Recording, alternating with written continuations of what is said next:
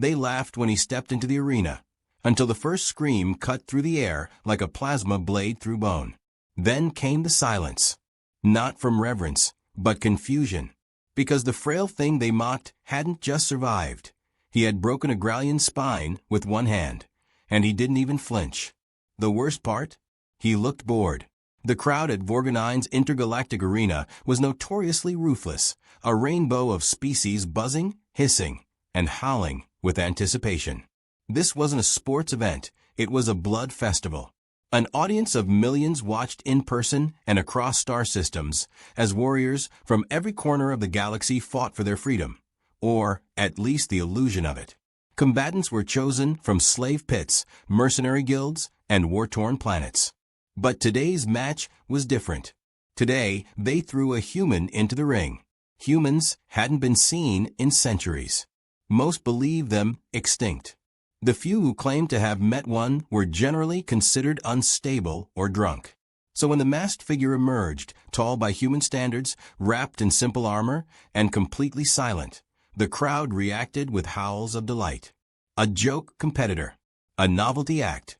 Some even assumed it was a stage bit for ratings. Two alien commentators, Greeple and Drans, hovered above in their floating pod, voices booming over the arena's audio grid. Well, Drans looks like someone brought their house pet to the slaughter. A bold choice, Greeple. I just hope they cleaned up after it before it dies. The laughter rippled across the stands. No one took him seriously. Not even the beast they sent in to face him. Its name was Krugog, a 4-meter-tall Cruxarian berserker with 2 mouths, 6 arms, and a reputation for painting the sand with his opponent's remains. The beast snarled, drooling acidic saliva as it lumbered forward. It screamed its name, flexed its claws, and then charged. The human didn't move. Not an inch. Spectators leaned forward, drinks frozen mid-sip, waiting for the gore to start. But instead of being smashed into jelly, the human stepped sideways with effortless grace. Krugog's claws missed, carving deep scars into the arena floor. Then the human moved, one clean strike to the Cruxarian's lower spine. A sound like snapping stone echoed across the arena. Krugog stopped moving. For a moment, it looked confused, like a beast trying to understand betrayal. Then it collapsed, face first, unmoving. Dead. The arena went so quiet you could hear the rustling of snack wrappers in the VIP booth. Drans stammered back to life. Well, that seems mildly illegal. Was that a martial art? Greeple muttered. What species moves like that? The masked human stood over the corpse, without gloating. No poses. No taunts. Just a slow turn toward the audience, as if searching for someone or something. Then he walked away, leaving Krugog's twisted body like discarded luggage. It had lasted 32 seconds. Back in the lower chambers, the gladiator cages stirred with new tension. Even the more sadistic fighters, those who'd been looking forward to peeling the human apart, now watched footage of the match on repeat. Some muttered ancient curses. Others fell silent. And one, the current champion, General Karzan, burst out laughing, though with an edge of something less sure behind it. In his private viewing deck, the Emperor of Vorga, 9 leaned forward.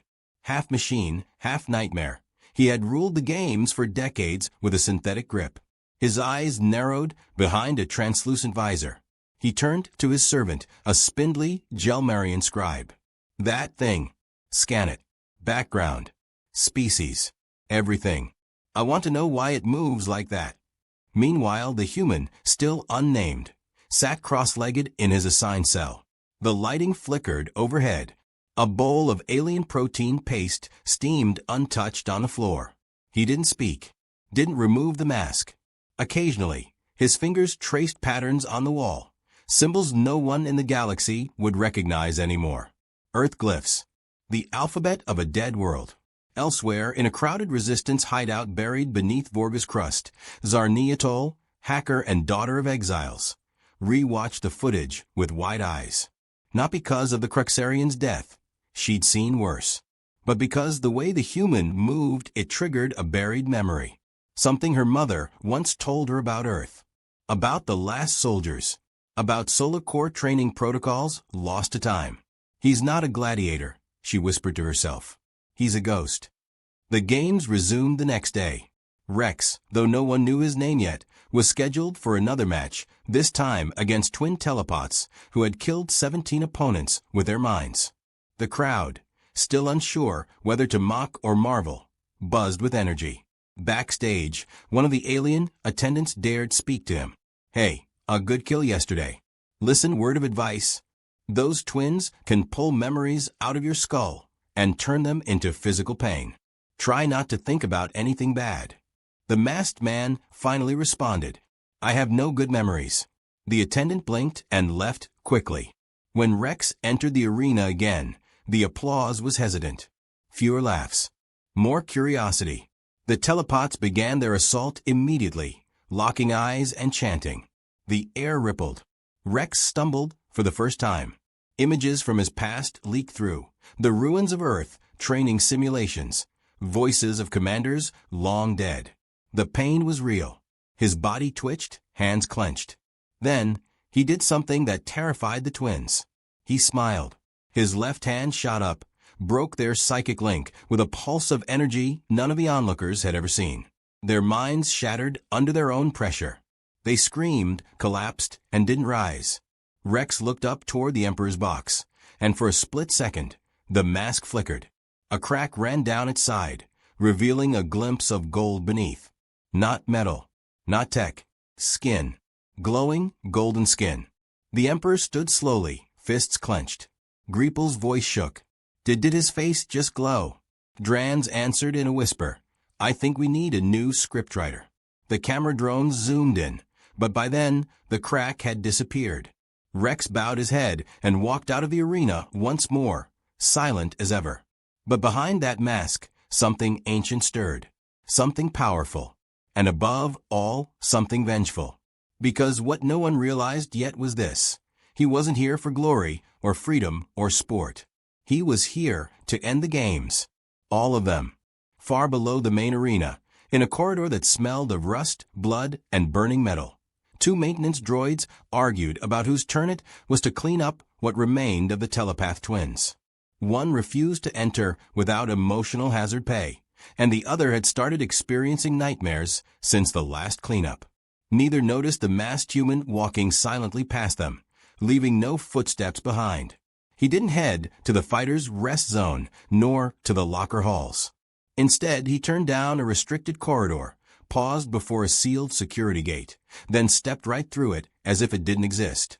The cameras glitched for exactly 0.3 seconds. At that same moment, several layers above in the broadcasting tower, Zarnia Tolles' fingers danced across a cracked touchscreen terminal.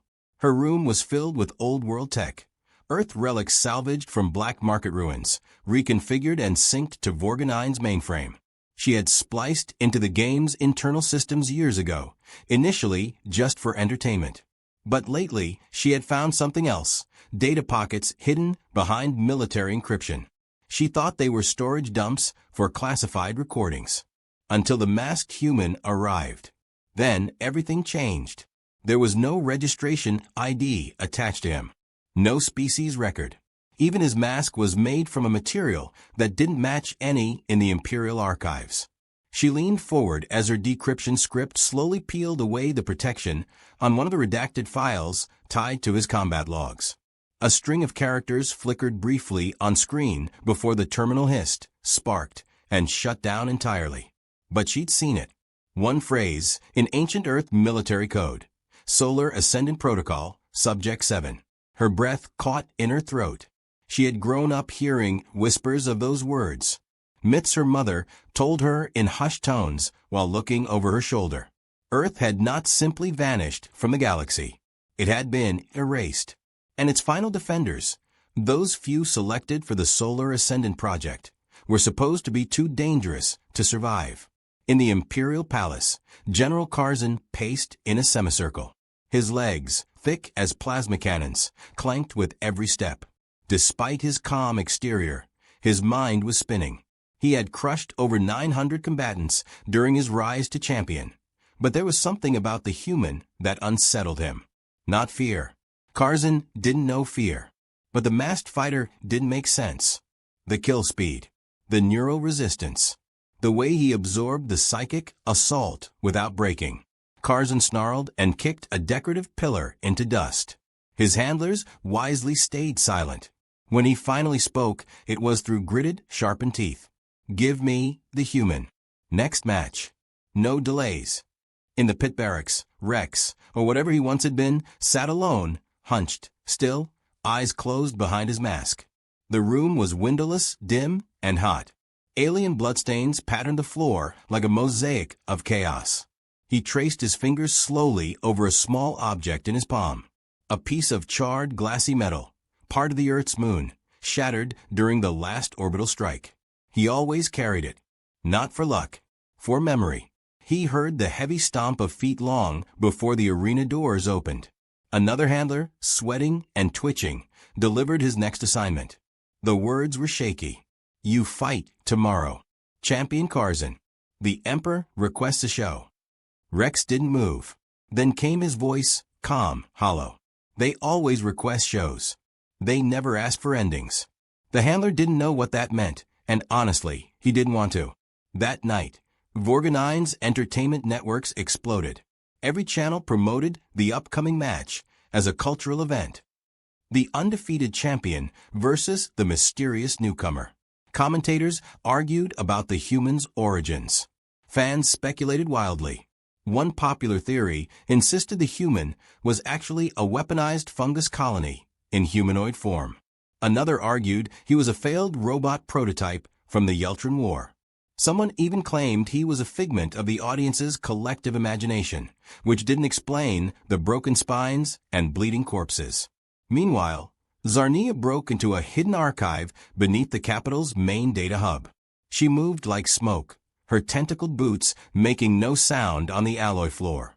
Inside, she found what she was looking for, a physical data crystal. Old school, untraceable. She slotted it into her pad and let the program play. A grainy video filled the screen. It showed a younger Rex unmasked, training in zero gravity with a speed and precision that blurred him into afterimages. Beside him stood 10 others, humans, all genetically enhanced, all wearing solar insignias on their shoulders. She watched frozen as one by one, the others faded into static, their files marked, terminated. Only subject 7 remained. At dawn, the arena filled with a kind of silence no one had heard before. Even the birds genetically engineered to squawk corporate jingles didn't make a sound. The gates hissed open. On one side, Curzon roared as he stomped into the arena, muscles bulging, armor reflecting the rising suns. The crowd went wild. On the other side, the masked human stepped out, silent, still, a shadow in broad daylight.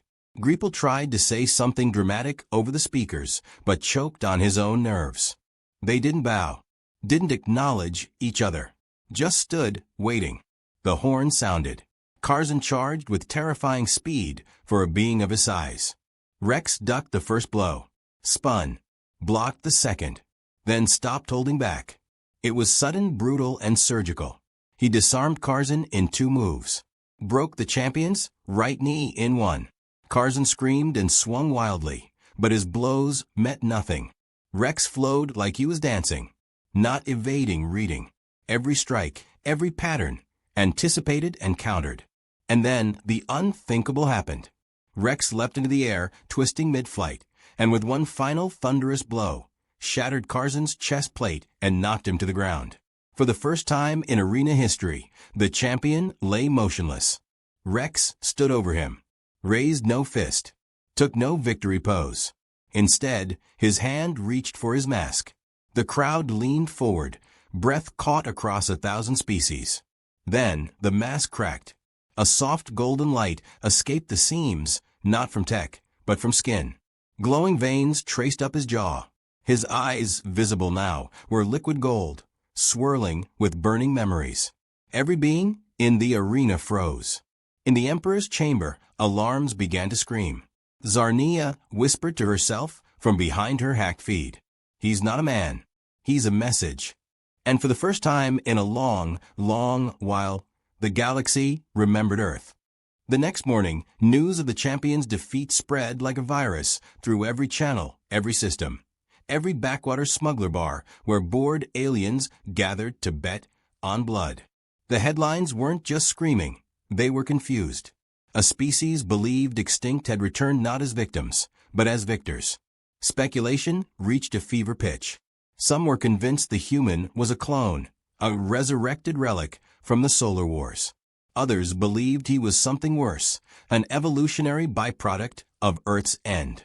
The only thing everyone agreed on was that he wasn't supposed to exist, and now that he did, nothing would ever be the same again. Deep inside a volcanic data vault, Zarnia sat in front of 6 monitors, all feeding her encrypted military footage, historical archives, and ancient Earth transmissions she had dug up from forbidden files. Her discovery of Subject 7's origin wasn't just surprising, it was terrifying.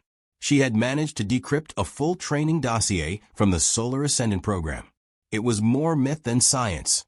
A series of 10 candidates taken from Earth's last surviving populations, selected not by rank or bloodline, but by one unifying trait.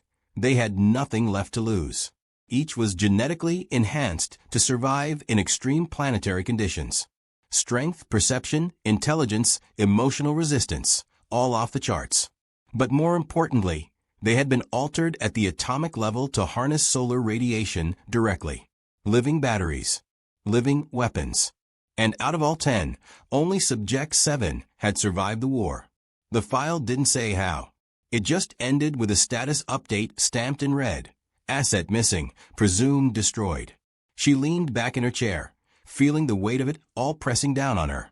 Her mother had always told her Earth wasn't lost in a natural disaster. It had been obliterated deliberately, wiped from maps, memories, even myths. But to see living proof of that forgotten world now walking through the arena like a ghost from a firebomb past, there were no words. She had to meet him. She had to know why he was here now, and more importantly, what he planned to do. The Emperor, on the other hand, had no questions. Only rage. He watched and rewatched the footage of Rex, standing over Carzan's crumpled body, eyes glowing like twin stars ready to burst. He paced his chamber, ordering scans, interrogations, and more than one execution of his own scientists for failing to detect the truth earlier. He had known humans were dangerous. That's why he had ordered Earth's annihilation. That's why he'd had the Solar Ascendant program erased from the archives. And now, one of them was not only alive, but actively tearing down the Empire's most sacred institution, the games. He had to be stopped, but not destroyed. Not yet. The Emperor had a different plan.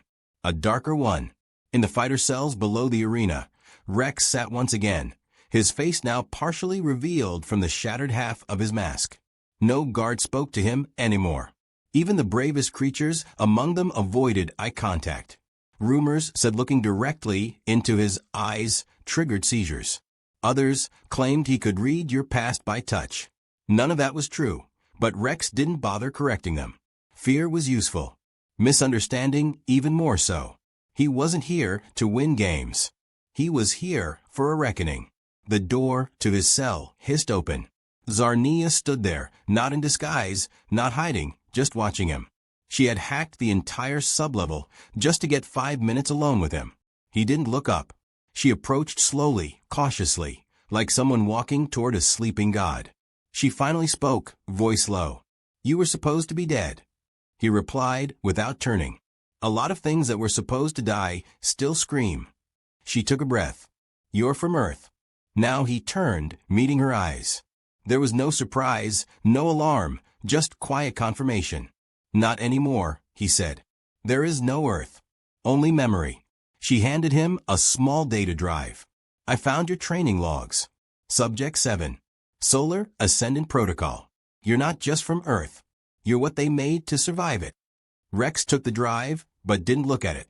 Instead, he asked, "Why are you helping me?" She hesitated. "Because if the Empire finds out what you are, they'll either try to control you or kill you. And maybe because I grew up hearing stories about Earth. About people who fought because they believed things could be better." He stared at her, unmoved. "Stories don't matter here." "No," she said. "But maybe what happens next will." A siren wailed through the arena's lower levels. Zarnia looked toward the hallway. "They're calling you again." Another match. He stood slowly. Good. This time, the arena was full, and not with mere spectators. High nobles, warlords, and imperial delegates filled the upper tiers. The emperor himself appeared in person, for the first time in months. Drones hovered in the air, broadcasting live feeds to the outer systems. The opponent was unknown. Even the commentators had gone quiet. When the gates opened, a hush fell over the entire arena. Rex stepped into the sunlight, half his face still behind the broken mask, the other half glowing faintly, like coals buried beneath ash. His opponent emerged moments later, not a fighter, but a clone. An exact replica of Rex himself, unmasked, glowing brighter, fiercer. The crowd gasped. The Emperor's voice echoed across the arena. "You wish to fight the past? Then face your own." The clone charged, fast and wild, with all the power and instinct of the original. But it wasn't Rex.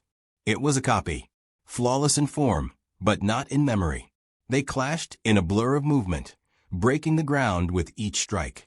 The battle was fierce, chaotic, nearly even. But Rex had something the clone didn't. Pain. History. Rage. He allowed the clone to overextend, then redirected its own energy back into its spine. The sound of the break was like thunder. The clone dropped. Rex stood over it, panting for the first time. He looked up at the Emperor, face exposed, fury unveiled. "You can steal what we were," he shouted, "but you'll never erase what we became." And for a moment, across the galaxy, silence ruled. Because the last human wasn't just alive. He was awake. The underground halls of the Emperor's citadel were deeper than most planets' crusts. They weren't meant to be seen by civilians or even the elite nobles who lived in orbiting towers above Orga 9. These halls were ancient, built from the bones of stars and forgotten technology, where secrets were not just kept, but chained. It was here that the Solar Forge existed, a place even the Empire's own military wasn't cleared to access. Only the Emperor and a very few knew what was hidden beneath its reactor-lit walls. And now, for the first time in over a century, it was being activated again. Zarnia stood in the Forge's viewing chamber, watching a memory rendered in light and sound. It was a simulation pulled from the hidden archive she had risked her life to decrypt.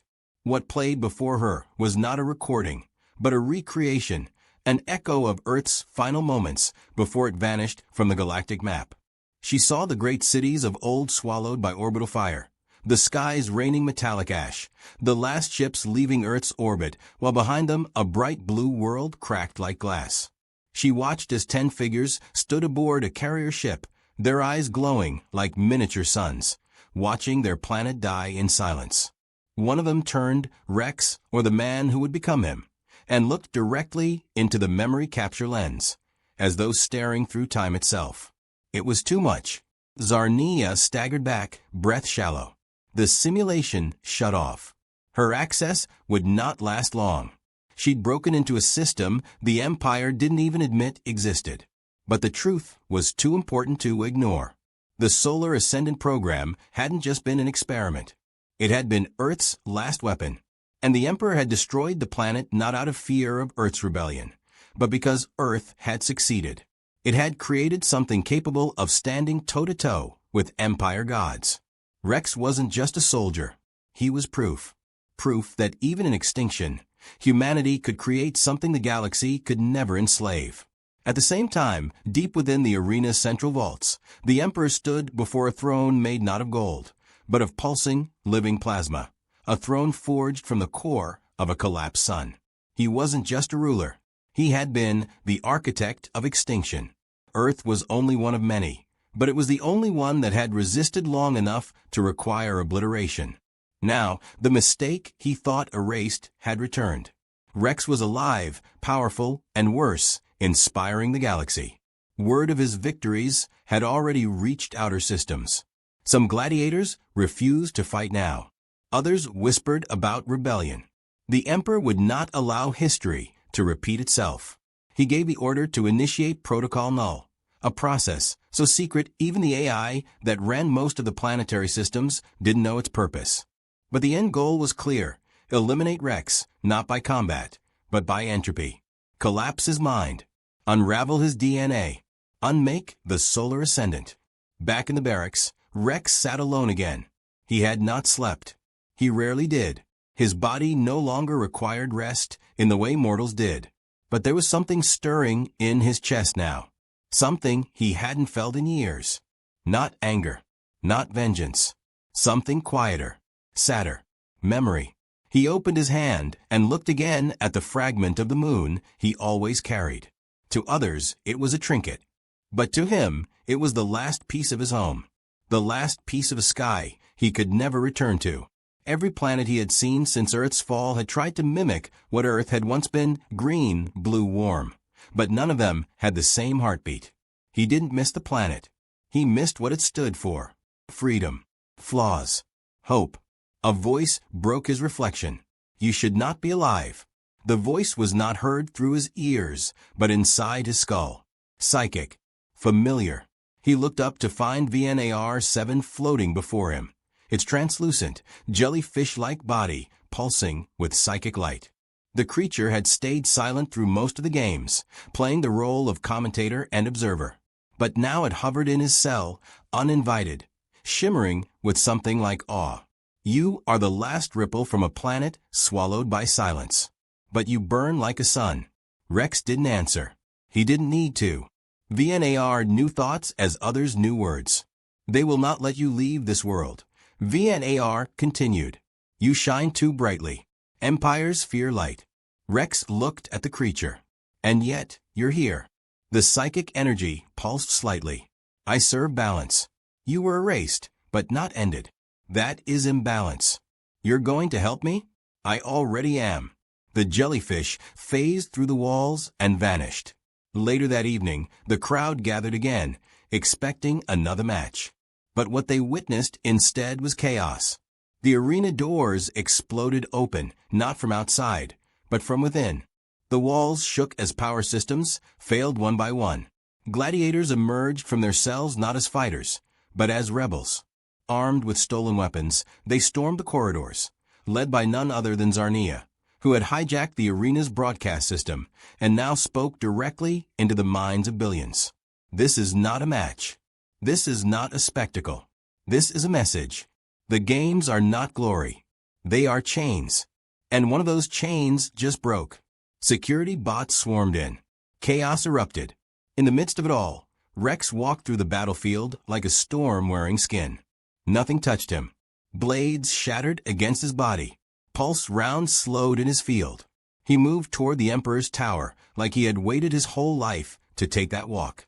In the control tower, the Emperor activated his final defense, the solar nullifier, a device designed to strip a solar ascendant of their energy at a molecular level. It had never been used. It had never needed to be. Now it powered up with a hum that could kill a god. Rex entered the throne chamber. They didn't speak. The solar nullifier fired. Rex stood at its center. He didn't fall. He absorbed it. His body surged with the energy of a stolen sun. The light was unbearable, ancient, beautiful. The Emperor took a step back, the first backward step he'd taken in decades. You erased my world, Rex said, his voice echoing without sound. But not my kind. And then he struck. The chamber exploded in a wave of light that turned alloy to vapor. When it cleared, the Emperor's throne was empty, and Rex stood alone, golden, broken, alive. He turned, walked out of the chamber, and the entire arena bowed, not from fear, but from memory. The last human had not just survived. He had become the ending they never saw coming. The sky over Vorga 9 had never been so quiet. In the aftermath of the explosion, the arena stood in eerie stillness, its towering spires cracked, its banners torn. The crowds had fled or fallen silent, watching from afar, some from rooftops, some through shattered screens, others from distant systems, where word had already begun to spread faster than official channels could censor. The Emperor was gone, his throne destroyed, and the very heart of the games lay in ruins. What remained wasn't victory. It was something harder to define. A moment when fear had shifted, when power no longer belonged to those who held chains, but to the one who broke them without asking permission. Rex stood at the center of it all, surrounded by the scent of scorched metal and melted stone. His armor had fused to his skin, glowing along his spine and limbs like veins of lava. The last of his mask fell away as a breeze swept through the ruined chamber, revealing his full face for the first time. No monstrous deformity, no alien rage. Just a man with golden eyes who looked impossibly tired. He didn't smile. He didn't raise his hands in triumph. He simply looked out at the ruined stands and let the silence settle. Zarnia arrived moments later, breathless, bruised, but alive. Her eyes widened as she approached, taking in the devastation, the smoldering throne, the broken systems hanging from the ceiling like exposed nerves. She stopped a few feet from Rex, unsure what to say. Everything they had fought for had happened too fast. She had imagined revolutions would take time, speeches, sacrifice.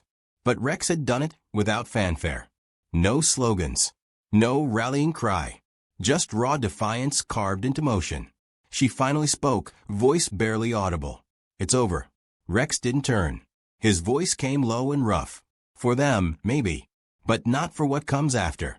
Zarnia looked around the chamber. For a brief second, she thought she understood. The Emperor might be gone, but the system that made him had deep roots, spreading far beyond one planet or one throne. Rex wasn't here to rule it. He wasn't here to replace tyranny with his own name. That wasn't why he came at all. "Then why did you come here?" she asked. He closed his eyes. To finish something. Not just for Earth. For all the things they tried to bury with it.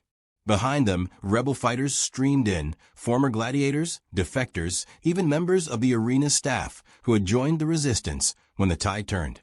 Some cheered. Some cried. Others simply dropped their weapons and stared at Rex, unsure whether to thank him or fear him. One young alien, no older than 15 cycles, stepped forward and held up a scrap of paper. On it was a child's drawing of a human, eyes shining like stars. Rex looked down at it, not with pride, but with a strange and distant sadness. "This was never supposed to be about me." Zarnia replied, "Maybe not. But people need something to remember." Rex knelt and gently took the drawing, folding it and slipping it into the inner seam of his armor. Then he stood, taller than anyone in the room, not by height, but by presence. His gaze moved across the stunned gathering of fighters. There will be retaliation. The systems that built this empire won't fall because one man melted a throne. This isn't victory. It's a window. He didn't need to explain further. They understood. They hadn't won a war. They'd started one. Outside, the world was changing. The people of Vorga, 9 were already flooding the streets. Statues of the Emperor were pulled down. Broadcasts were no longer filtered. Hidden files emerged from sealed vaults, showing the truth about Earth's destruction, about the manipulation of the gladiator system, about the crimes committed in the name of spectacle and order. On outer systems, planets once afraid to speak now began murmuring in hope, in rebellion, in belief. The name of the human with glowing eyes spread like wildfire, sometimes whispered as a threat, other times shouted as a symbol. And Rex walked away from all of it. He didn't stay for the rebuilding. He didn't wait to be honored. He left the city before sunrise, stepping into the wilderness beyond the capital's ruins. Zarnia followed him for as long as she could. She caught up to him at the edge of a cratered valley, where old satellites still glitched in orbit, trying to connect to systems that no longer cared. "Where will you go?" she asked him. He looked up at the twin moons. "Somewhere forgotten. Somewhere they won't look for what they fear." "You could lead them," she said. "People would follow you." He smiled, and for the first time, it wasn't sad. It was quiet, gentle. "That's the problem. They shouldn't follow anyone like me." He turned then, started walking into the haze. No destination, no map, just a man who had finally stopped running from what he was. Zarnia stood alone, watching him vanish into the horizon.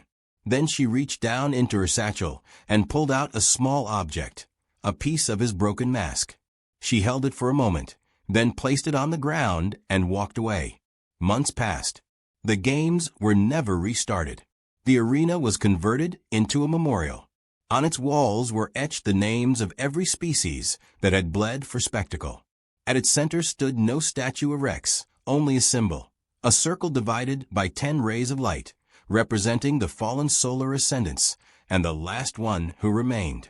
The stories of Earth returned to the stars, no longer as whispers, but as warnings and lessons. Across the galaxy, the empire fractured. The systems that had once bowed now began to stand. And whenever someone tried to restart the old ways, slavery, blood sport, silence, someone would always bring up the name of the human who glowed like a dying star and walked out of fire without looking back. They said he still wandered, that he didn't age, that if you stood alone on a battlefield and truly believed in something worth dying for, he would find you. And in time, the galaxy didn't just remember Earth. It missed it.